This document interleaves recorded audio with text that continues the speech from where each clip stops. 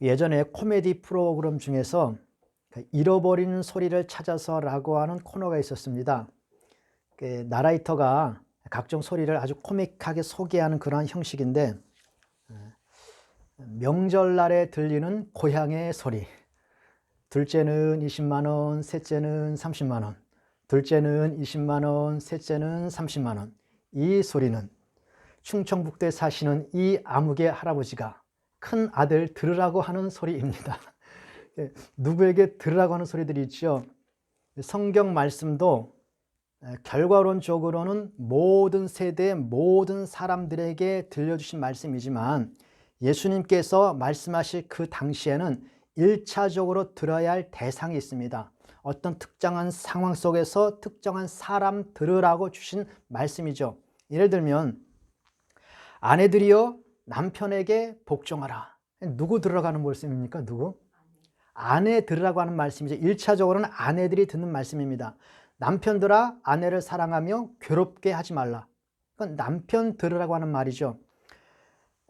각자 자기에게 주신 말씀에 집중해서 듣고 그 말씀을 묵상하면 은혜가 되고 가정이 평안합니다. 그런데 남편 들으라고 주신 말씀을 아내가 깊이 묵상한다거나 아내 들으라고 하는 말씀을 남편이 듣고 은혜를 받으면 그 가정에 콩가루가 될 가능성이 상당히 많습니다. 누구에게 하신 말씀인가? 1차적으로 누구 들으라고 하신 말씀인가? 라는 것을 파악하는 것이 성경을 이해하는 것에 있어서 굉장히 중요합니다. 레위기 24장에 보면 눈은 눈으로, 이는 이로 갚으라 라는 말씀이 있어요. 예수님께서 이 말씀을 그대로 받으시면서 어떻게 말씀하시냐면, 너는 눈은 눈으로, 이는 이로 갚으라 하였으나 나는 너에게 말하기를 누가 너의 오른편인가요? 오른편을 뺨을 때리면 왼편도 돌려달라, 이렇게 말씀하고 있거든요. 아니, 똑같은 말씀이 왜 이렇게 다른가? 말씀이 다른 것이 아니라 듣는 대상이 다른 겁니다. 레위기 24장 같은 경우는 눈은 눈으로, 이는 이로 갚으라 라고 말씀하셨을 때에 그 보상 차원에서 가해자들 들으라고 하는 말씀입니다. 가해자들이 누구에게 피해를 입혔으면 그 가해자들에게 보상 차원에서 가해자들에게 들려주는 말씀이 레위기 14장이고, 산상수훈의 예수님의 말씀은 피해자들, 맞은 사람, 피해를 당한 사람들이 용서의 차원에서 그것을 이해하라고 피해자들에게 들려주신 말씀이죠. 그것이 각자 자기에게 주신 말씀에 집중하면 사회는 평화롭게 돌아갑니다. 한번 예를 들어 볼까요? 야구를 하다가 야구 공을 잘못 던져가지고 어떤 사람 눈에 이렇게 맞았습니다. 눈에 맞았을 때 그 야구공을 던진 사람이 찾아가서 정말 죄송합니다. 내가 정말 큰 실수를 했네요. 눈은 눈으로 갚으라고 했으니까 내가 눈을 맞은 것처럼 내가 철저하게 보상해 드리겠습니다 라고 할 때 맞은 사람이 무슨 소리입니까? 내가 그 자리에 서 있는 내가 잘못이지요. 그냥 오른편도 돌려달라고 했으니 그냥 차라리 왼편도 때려주십시오. 막 이런 식으로 대화가 오고 간다면 거기 그 문제가 어떻게 잘 해결이 되겠습니까? 안 되겠습니까? 만약 그런 식의 대화가 오고 간다면 문제가 금방 해결될 거예요. 그런데 만약 거꾸로 던진 사람이 보니까 멀쩡하네, 왜 거기 서 있어요? 예수님께서 뭐 왼편을 맞으면 오른편도 되라고 했으니까는 보니까 오른편은 멸정하네요, 괜찮죠 하고 그냥 지나간다던가, 맞은 사람이 일로 와봐요.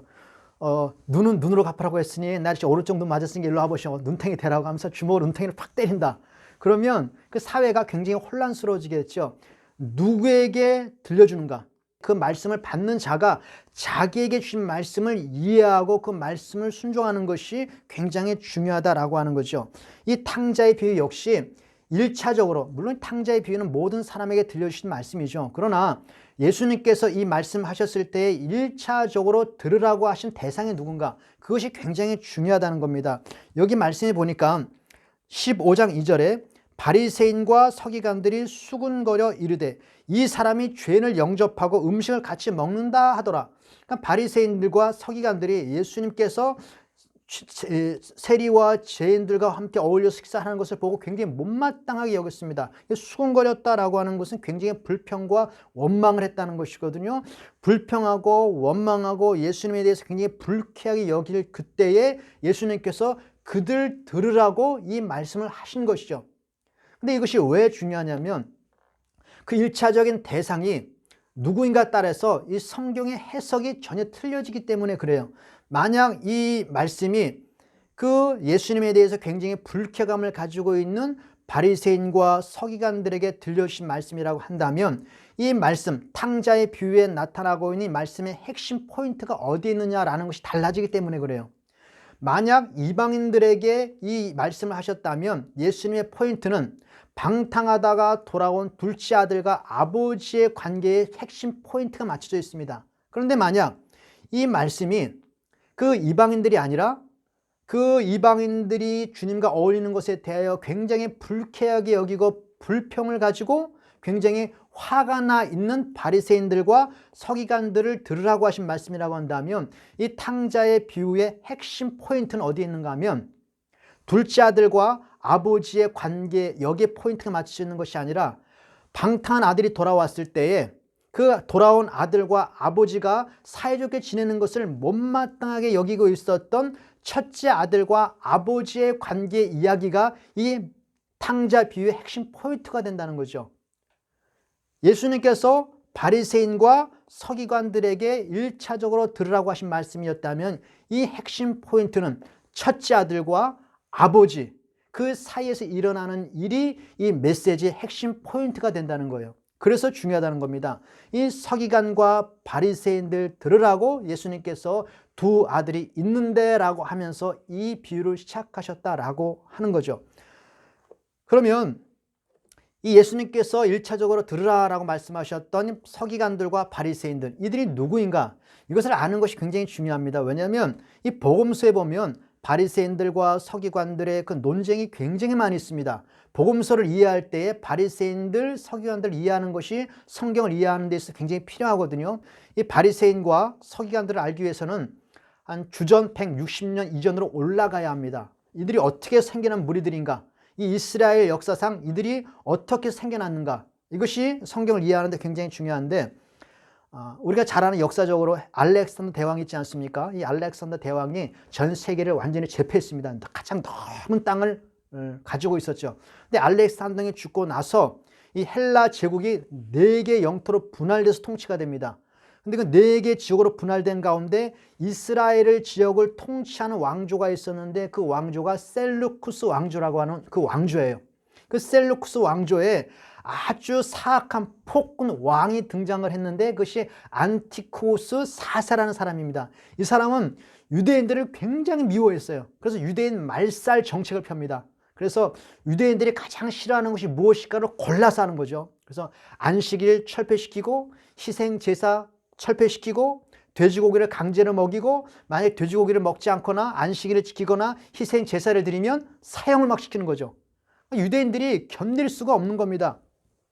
거기다가 그 성전에 있는 그 번제단을 다 치워버리고 거기다가 제우스 신상을 세우고 거기다 막 돼지피를 뿌리고 아무튼 그 이스라엘 역사상 가장 치욕스러운 일들을 그 안티오쿠스라고 하는 왕이 계속 저지르는 겁니다. 유대인들이 가만히 있을 수 없죠. 그래서 마따디아라고 하는 제사장이 반란을 일으킵니다. 반란을 일으켜서 게릴라 전술을 펼쳐서 그 셀루쿠스 왕조와 전투를 벌이는데 하나님이 도우셨는지 연전연승을 거둡니다. 그리고 3년 만에 그 예루살렘을 탈환하고 성전을 회복하죠. 그 성전을 회복하는 것을 기념하는 것이 요한복음에 나타나 있는 수전절입니다. 그리고 20년 동안 아주 치열한 전투를 통해서 드디어 이스라엘이 독립을 합니다. 그래서 이스라엘 영토를 거의 다 회복을 하죠. 100년간 그 반란을 일으키고 이스라엘 영토를 회복해서 100년간 통치하던 기간이 마카비 왕조입니다. 그 이스라엘의 독립된 시기죠. 근데 마카비 왕조가 들어섰을 때에 아주 핵심적인 역할을 했던 부류들이 있었는데 그 사람들이 그 경건한 유대인들, 하나님의 말씀을 철저히 준수하려고 노력했던 하시딤이라는 그룹이 있는데 그 하시딤이라고 하는 그룹이 굉장히 전투에 적극적으로 참여해서 혁명에 혁혁한 공을 세웁니다. 근데 이제 권력을 차지했잖아요.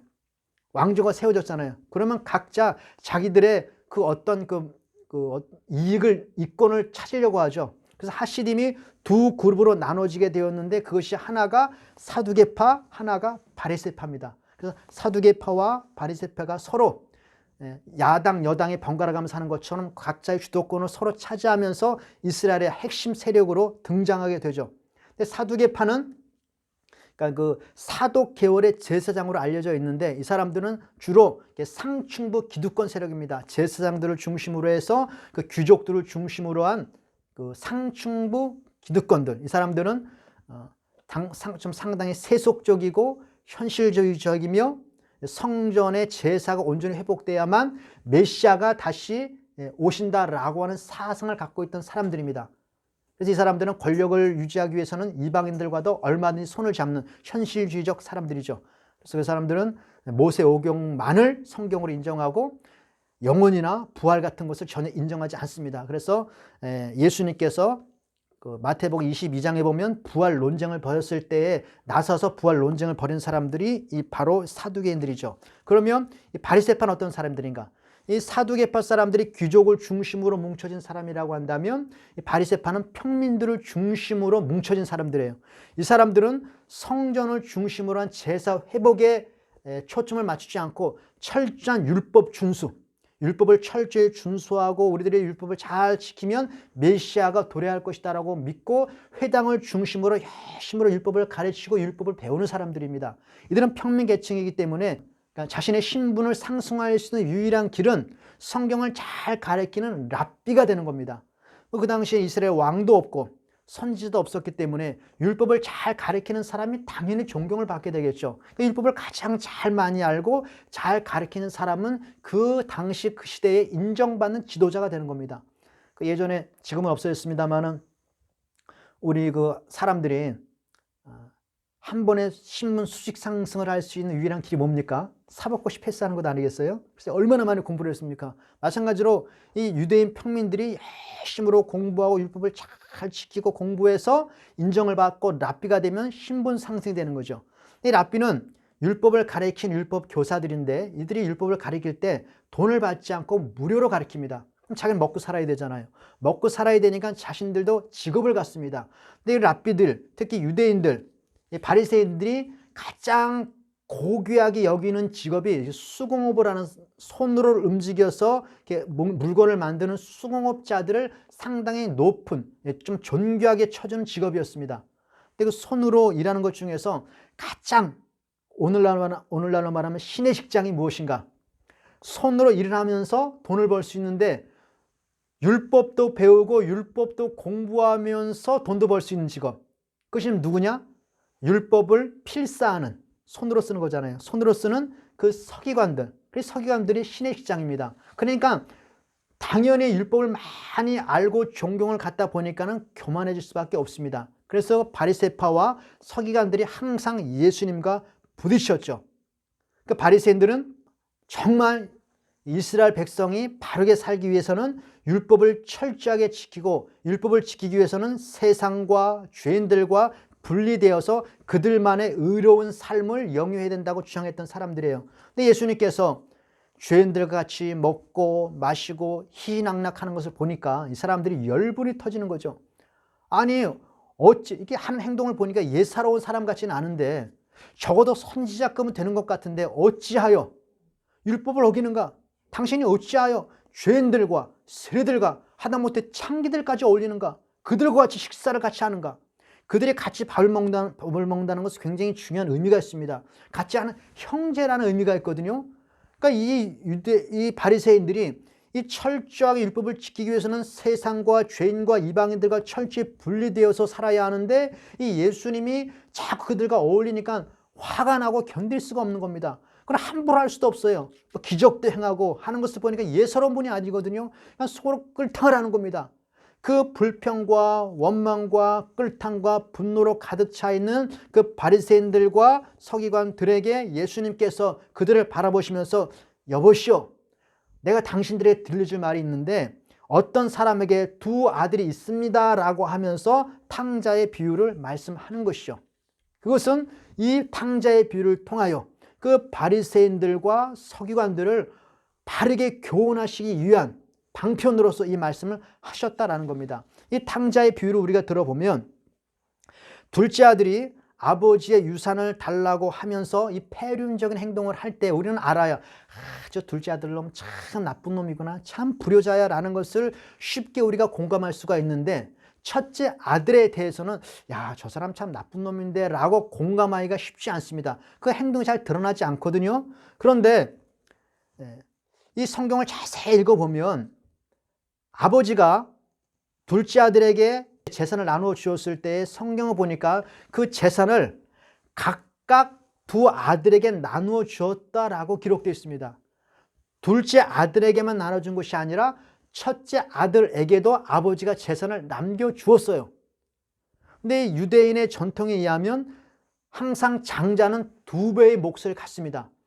그러니까 둘째 아들에게 100만 원 줬으면 첫째 아들은 200만 원을 줬다라고 하는 것인데, 그것이 그냥 성경에서는 구체적으로 기록되지 않으니까 둘째 아들만 나쁜 놈이다라고 생각하는데, 사실 가만히 보면 둘째 아들이나 첫째 아들이나 똑같이 재산을 몫을 챙긴 것을 보면 첫째 아들 역시 둘째 아들 못지않은 폐륜하다라는 것을 우리가 이해할 수 있다라고 하는 거죠. 특히 첫째 아들은 2배를 받았거든요. 왜 2배를 주는가? 장자들에게 왜 2배의 재산을 물려주는가? 장자가 이뻐서 주는 것이 아니라 장자는 장자로서의 책임이 있습니다. 아버지가 만약 아버지 역할을 못하게 될 때에 그 아버지의 역할을 대신 감당하는 사람이 장자의 역할입니다. 그래서 둘째 아들이 아버지에게 막 폐륜적인 행동을 할 때 아버지가 나서지 못하면 장자가 나서서 야, 이놈아, 너 무슨 짓이야? 그 아버지가 무슨 행동이야? 너 똑바로 해! 라고 하면서 나무라거나 타이르거나 라는 그 중재자 역할을 그 장자가 했어야 되는데, 이 장자가 입 탁 다물고 자기 몫의 재산을 챙기거든요. 만약 아버지가 마음이 약해서 작은 아들에게 뭐라고 나무라지 못한다고 한다면 큰 아들이라도 마음을 굳게 먹고 하다못해 다리 몽둥이라도 부러뜨려서 그 폐륜적인 행동을 고쳐놔야 하는 것이 장자의 역할인데, 장자가 모른 척하고 자신의 올 그 재산을 꿀꺽 삼키거든요. 그것을 보면 둘째 아들이나 큰 아들이나 똑같이 폐륜적인 아들이라는 것을 우리가 알 수 있다고 하는 거예요. 만약에 아버지가 그 둘째 아들만 재산 물려주는 게 미안해서 첫째 아들에게도 둘째 아들 물려달라고 하니 내가 재산을 딱 나누어서 둘째 아들 이만큼 주고 내가 너에게 이만큼 줄게라고 첫째 아들에게 재산을 물려준다고 하면은, 그때 첫째 아들은 마땅히 어떤 반응을 했어야 하면, 아버지, 나까지 불효자식을 만드냐고, 저놈이 그런 짓을 한다고 나까지 그런 아들을 만드세요, 무슨 짓이냐고, 아버지 그러지 마세요 라고 만류해야 하는 것이 자식의 도리입니다. 안 그렇겠어요? 그 아버지가 재산을 물려준다고 하는 것은 아버지의 존재를 이미 그 아버지의 권위를 깎는 것인데, 그 예전에 그 조선시대에 보면 그 태종 이방원이 그 자신의 왕위를 물려주겠다고 뭐 소동을 벌입니다. 자신의 왕위를 물려주겠다라고 발표를 했을 때, 그때 세자와 조정 신료들은 모두 왕 앞에 나가서 전하 아니되옵니다, 통촉하여 주시옵소서라고 뭐 굉장히 만류해야 합니다. 그리고 그 세자는 그 앞에 머리를 풀어치고 석고 대제를 하고 절대로 받을 수 없습니다. 아버님이 그렇게 건강하신데 내가 어찌 왕위를 물려받을 수 있습니까? 라고 철저히 반대하고 거부해야 합니다. 만약 그것을 아이고 할렐루야 감사합니다 라고 넙죽 받아버린다? 그럼 역목죄로 죽습니다. 실제로 그 이방원이 왕위를 물려준다고 말했을 때에 그 처남은 그 세자의 그 삼촌, 외삼촌 아닙니까? 적극적으로 반대하지 않았다고, 미적미적했다고 그 처남들을 다 이방원이 죽였습니다. 그게 조선시대에 그랬다고요. 영조 같은 왕은 10번이나 양위 파동을 벌였다고 그래요. 뻑하면 내가 왕이 물려주겠다. 그럼 그때 세자하고 모든 조정신료들이 가가지고 전하 아니되옵니다, 전하 거두어 주시옵소서. 그래서 그 사도세자가 늘 10번이나 그 석고 대제라고 그 짓을 했으니 그 사도세자가 정신병으로 걸려서 고생했다지 않습니까? 근데 영조하는 행동을 보면 정신병 걸릴 만도 했겠어요. 그런데 그렇게 아버지가 무엇인가를 물려준다고 할 때 자식된 입장에서는 안 됩니다라고 거부하는 것이 자식된 도리가 마땅한데, 이 첫째 아들은 아버지가 물려준다라고 할 때 아이고 감사합니다라고 꿀꺽 삼키고 아무 말이 없다는 거죠. 이것을 보면 둘째 아들이나 첫째 아들이나 아버지에 대한 존경심, 이것보다는 그 아버지의 유산과 재산에 더 관심이 많았다라는 것을 우리가 발견할 수가 있죠. 이렇게 숨겨져 있었던 그 맏아들의 본색은 둘째 아들이 돌아왔을 때 비로소 그 본색이 드러납니다. 둘째가 돌아와서 하인들과 동네 사람들이 송아지를 잡고 성대한 잔치를 벌입니다. 근데 참 희한해요. 막 잔치를 벌이는데 지금 맏아들은 밭에 나가서 일을 하고 있습니다. 그러면 집안에 잔치가 벌어지면 가장 먼저 누구를 부릅니까? 식구를 부르잖아요. 여러분 환갑잔치 하는데 식구 빼놓고 환갑잔치 할 수 있나요? 자식들 먼저 부르잖아요. 근데 아버지가 맏아들을 부르지 않습니다. 동네 사람은 다 부르는데 맏아들을 부르지 않아요. 그 왜 부르지 않았을까? 그냥 맏아들의 성품을 아는 거죠. 이놈이 만약 와서 잔치에 참여하면 찬불을 껴안고 뭔가 안 좋은 일이 있을 것 같으니까 잔치가 벌어질 때 맏아들을 부르지 않습니다. 그런데 맏아들이 이제 일을 마치고 돌아왔습니다. 돌아와서 보는데 저 집안에서 뭐 꿍짝꿍짝거리고 풍악 소리가 나고 뭐 춤추는 소리가 나고 시끌벅적합니다. 자기네 집에 잔치가 벌어졌구나. 우리 집에서 잔치가 벌어지면 가장 먼저 달려가서 이것이 무슨 일인가 하고 참여하는 것이 식구 아니겠어요? 근데 잔치가 벌어졌는데 들어가지 않습니다. 뭔가 쎄한 생각이 드는 거죠. 그 불길한 예감은 뭐 틀린 적이 없다라고 하더니 그 아버지가 맨날 둘째 놈 나간 뒤에부터 막리에 올라가서 저 입구를 바라보면서 아들이 언제 돌아오나 늘 입구를 바라보고 있는데 혹시 내가 설마 예상하던 그 일이 벌어진 것이 아닌가? 만약 그 일이 벌어졌다면 안 되는데 나가서 죽었으면 좋았을 법한 동생이 돌아오면 뭔가 좀 집안에 골치 아픈데 자기가 예상했던 일이 혹시 벌어졌나라고 긴가민가 불안하고 지금 기다리고 있다가 안 되나 싶어서 종을 부르습니다. 혹시 집안에서 무슨 일이 있나 가서 한번 찾아가 봐라. 한번 살펴봐라. 거기 남의 집입니까 거기가? 자기 집안이에요. 자기가 들어가서 살펴보면 되잖아요. 그런데 자기가 들어가지 않고 종을 시켜서 집안에 무슨 일이 있었는가 한번 살펴보라. 근데 역시 자신의 예상이 맞았습니다. 화인이 말하기를 당신의 동생이 돌아왔습니다. 당신이 돌아왔는데 심지어 건강하기까지 합니다. 거기다가 아버지가 아들이 돌아왔다고 너무 기뻐하고 아들의 모든 죄를 다 용서하고 아들의 신분도 다 회복시켜주고 동네 사람들 다 초청해놓고 너무 좋아서 잔치를 벌이고 있습니다 라고 하니까 이 첫 아들이 그 분노가 폭발합니다. 내 이럴 줄 알았어. 내 이럴 줄 알았다. 드디어 내가 우려하던 일이 벌어졌구나 라고 하면서 분노를 폭발하죠. 그러니까 집에 끝까지 들어가지 않습니다. 끝까지 들어가지 않으니까 아버지가 할 수 없이 나와서 그 첫 아들을 달랩니다. 그래야 그 둘째 아들이 그 죽었다가 살아온 놈 아니냐. 그러니 네가 이해하고 같이 가자. 그러니까 아버지의 말을 듣지도 않고 아버지를 이렇게 쏘아붙이죠. 아버지! 말이야 아버지는 내가 여러 해 동안 아버지를 섬겼음에도 불구하고 염소새끼 한 마리 잡아주지도 않더니 그 창기와 함께 자신의 재산을 다 팔아먹어 저 둘째 오니 돌아오니까 송아지를 잡았지 않습니까? 라고 막 폭풍 분노를 일으킵니다. 근데 이것이 참 의미심장해요. 그 큰아들이 뭐라고 말하냐면 내가 여러 해 동안 아버지를 섬겼거늘. 나이가 몇 살인지 모르겠는데 여러 해? 그 왜 여러 해 동안이라는 말을 썼을까요? 아마 그 둘째 아들이 재산을 챙겨서 나갔던 시점을 중심으로 해서 여러 해 동안이라는 말을 쓴 것 같아요. 그러니까 아버지가 재산을 각각 나눠준 그 시점으로부터 내가 아버지를 섬겼습니다 라고 하는 것을 보면 어떤 뉘앙스가 있냐면 어차피 재산은 내 재산 아닙니까? 왜 내 재산인데 내 재산을 아버지가 마음대로 씁니까? 저 창기와 함께 재산을 말아먹은 저놈들에겐 송아지 한 마리도 아깝습니다. 왜 내 재산을 아버지가 마음대로 씁니까? 라고 하는 뉘앙스가 담겨있죠. 그러니까 아버지가 다시 한번 확인시켜 주지 않습니까? 아들아, 내 것이 다 내 것 아니냐? 라고 그것을 다시 한번 확인시켜 주죠.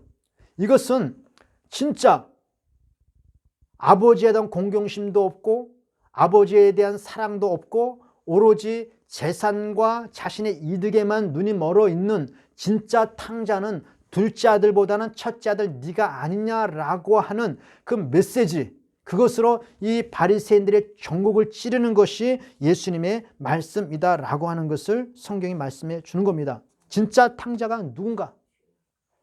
죄인들과 세리가 돌아왔을 때에 정말 하나님께서 너무너무 기뻐하시고 그들이 회개가 돌아오는 것에 대해 하나님께서 너무나 즐거워하시는데 아버지가 즐거워하는 그 마음에 동참하지 못하고 왜 하필 저 세리들과 어울리시냐라고 하면서 아버지를 막 쏘아붙이는 그것이야말로 진짜 불효자가 아니냐. 아버지의 마음을 전혀 헤아리지 못하는. 둘째 아들은 나중에 내가 아버지에게로 돌아가리라라고 아버지의 마음을 읽고 돌아오기라도 했지만 너희들은 언제 돌아올래? 너희들은 아버지의 마음을 헤아리고 언제 아버지께로 돌아오겠는가?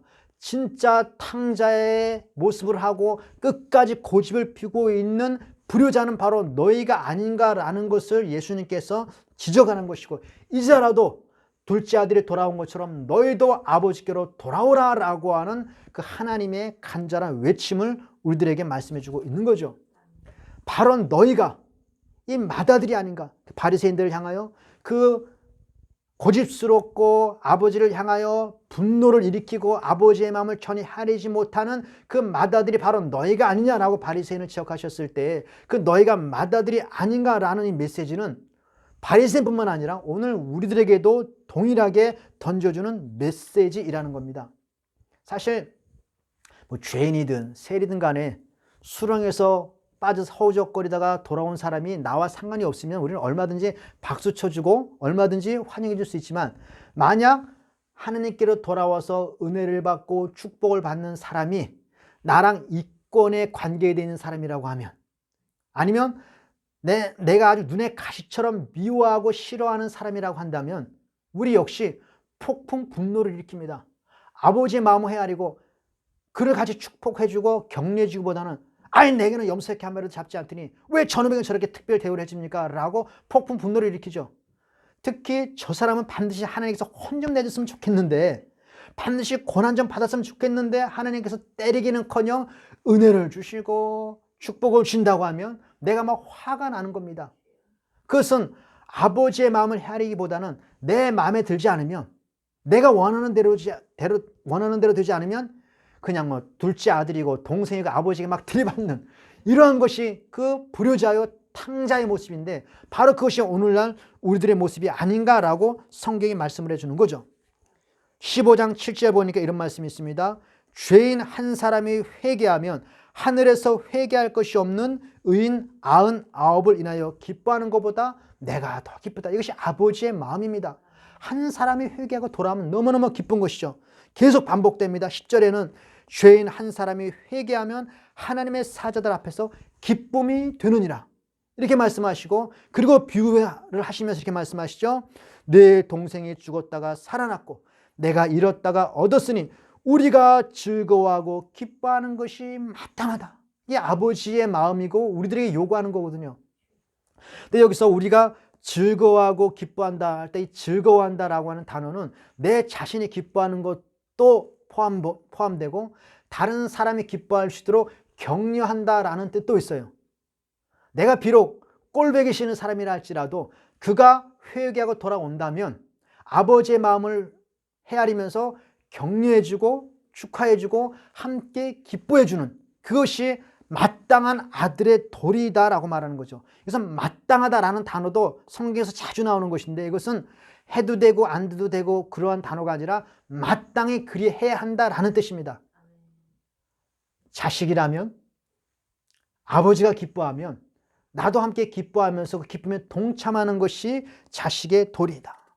내가 꼴보기 싫은 사람이 하나님의 은혜를 받고 기뻐하면, 내가 정말 싫어하는 사람이 집값이 2배 올랐다고 좋아하면 내게는 염소새끼 한 마리도 주지 않더니 왜 저 사람에게 저런 복을 주냐라고 화를 내기보다는 같이 집에 들어가서 축하해주고 격려해주고 박수 쳐주고 함께 그 기쁨에 동참하는 것이 아들의 도리이다.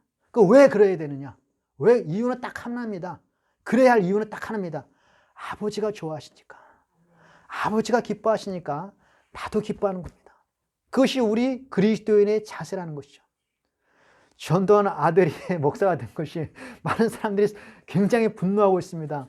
뭐 그 회심이 진짜인지 가짜인지는 모르겠어요. 내가 알 수 없으니까. 그러나 만약 그가 정말 하나님 앞에 돌아왔다고 한다면, 내가 싫더라도, 꼴보기 싫더라고 하더라도 아버지가 좋아하면 격려해주고 축하해주고 같이 기뻐해주는 것이 마땅한 자식의 도리라고 하는 거죠. 그것을 오늘 주님께서 우리에게 말씀해주고 있습니다. 그 기쁨에 동참해서 함께 즐거워하는 저와 여러분 되어지기를 간절히 바랍니다.